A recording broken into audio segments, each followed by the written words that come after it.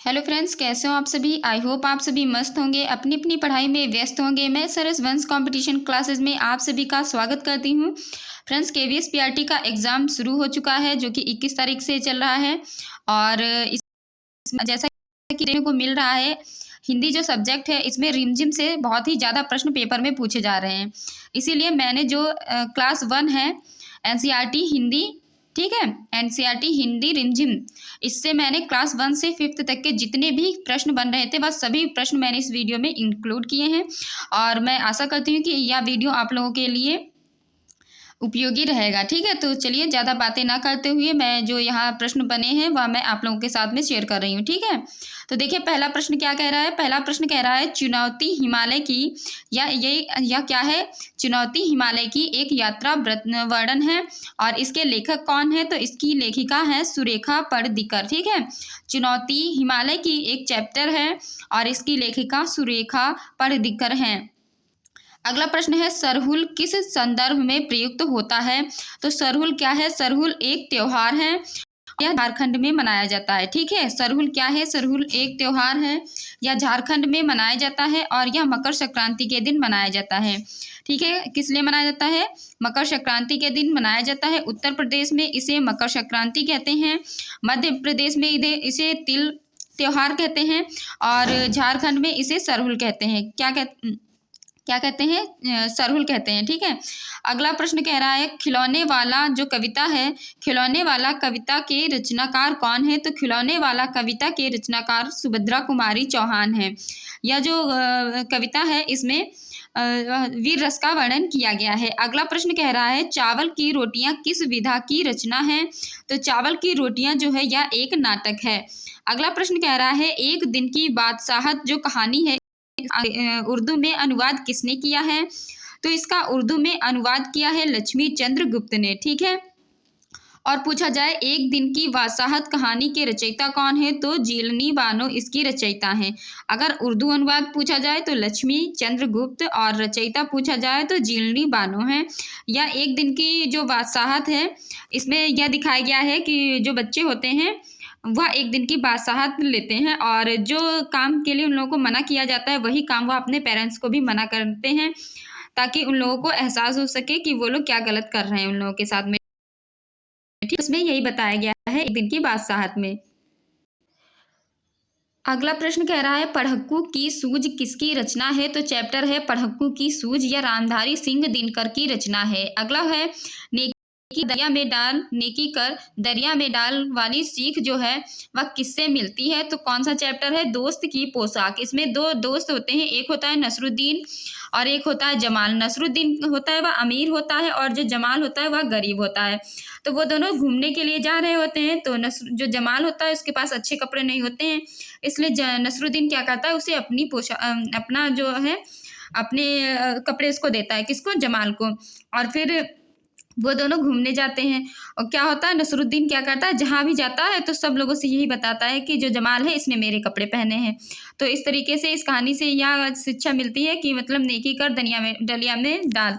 ठीक है, दरिया में डाल यानी मतलब उसने जो कपड़े इसको दिए थे तो इसका बार बार उसको वर्णन नहीं करना चाहिए था कि ये कपड़े मैंने इसको दिए हैं। ठीक है, अगला प्रश्न कह रहा है कि बाघ आया उस रात।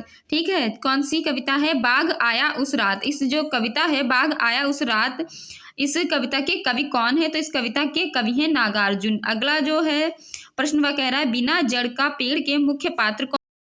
झा बिना जड़ का पेड़ इसके मुख्य पात्र हैं। अगला प्रश्न है पानी रे पानी लेख के रचयिता कौन है। तो पानी रे पानी लेख के रचयिता अनुपम मिश्र हैं। अगला प्रश्न है गुरु और चेला कविता के कवि कौन है। गुरु और चेला कविता के जो कवि हैं वह सोहन लाल द्विवेदी हैं। अगला प्रश्न है केशव नन्हा फनकार कहानी का मुख्य पात्र कौन है। तो नन्हा फनकार जो कहानी है इसका मुख्य पात्र केशव है। ठीक है, तो ये जो नन्हा फनकार कहानी है इसमें ये केशव लड़का होता है और वीर अकबर होते हैं। तो केशव जो होता है वो उसको नक्काशी का काम बहुत अच्छी तरीके से आता होता है। तो जब अकबर उसे देखते हैं कि इतनी अच्छी तरीके से यह नक्काशी का काम कर रहा है तो वह कहते हैं कि मुझे भी यह काम सिखा दो। ठीक है, तो इसमें यही नक्काशी के काम का वर्णन किया गया है। ठीक है, अगला प्रश्न कह रहा है मन के भोले भाले बादल जो है किसकी रचना है? तो मन के भोले भाले बादल कल्पना नाथ सिंह जी की रचना है। अगला प्रश्न है चांद वाली अम्मा के रचयिता कौन है? चांद वाली अम्मा के रचयिता तारा निगम है। बंदर और बांट कहानी के लेखक कौन है? तो बंदर और बांट कहानी के लेखक हरिवंश राय बच्चन है। यह कहानी आप लोगों ने बचपन में खूब सुनी होगी कि बंदर एक था और दो बिल्लियां थी, रोटी बिल्लियों को मिली थी तो उन दोनों में झगड़ा हो गया था, तो बंदर ने कैसे चालाकी अपनी दिखाई थी। ठीक है, तो इसी का वर्णन इसमें किया गया है। अगला प्रश्न है मीठी सारंगी। मीठी सारंगी के रचयिता कौन है? गणेश शर्मा जो है वह मीठी सारंगी के रचयिता हैं। अगला प्रश्न है सबसे अच्छे पेड़ में किन 3 वृक्षों के बारे में चर्चा हुई है? तो जो चैप्टर है सबसे अच्छे पेड़, इसमें आम, नारियल और केला के पेड़ के बारे में चर्चा हुई है। फिर अगला प्रश्न है नन्हा फनकार कहानी में जो फन है वह किसके लिए बताया गया है? वह बताया गया है नक्काशी के लिए। अगला प्रश्न है मिर्च का मजा कहानी के लेखक कौन है? मिर्च का मजा कहानी के लेखक कौन है? रामधारी सिंह दिनकर हैं। दोस्त की मदद कहानी के लेखक कौन है? दोस्त की मदद जो है वह क्या है? कहानी है और इसमें पूछा गया है किनकी दोस्ती दिखाई गई है? तो इसकी जो दोस्ती इसमें लोमड़ी और कछुआ की दिखाई गई है। अगला प्रश्न है छोटी सी हमारी नदी, इसकी जो कविता है या इसके रचनाकार कौन है? तो छोटी सी हमारी नदी कविता के रचनाकार रविंद्रनाथ ठाकुर हैं। अगला प्रश्न कह रहा है कोको मुख्य भूमिका के रूप में था। तो जो नाटक है चावल की रोटियां, मैंने भी आप लोगों को बताया था यह क्या है? एक नाटक है, उसमें मुख्य भूमिका के रूप में कौन था? कोको था। विशन की दिलेरी पाठ का मूल भाव क्या था? तो जो विशन की दिलेरी है इसका मुख्य जो भाव था वह मूक पशुओं से प्रेम भावना का था। कविता और कहानी तब तक जाते हैं जब उनसे मन में कोई चित्र उभरता है।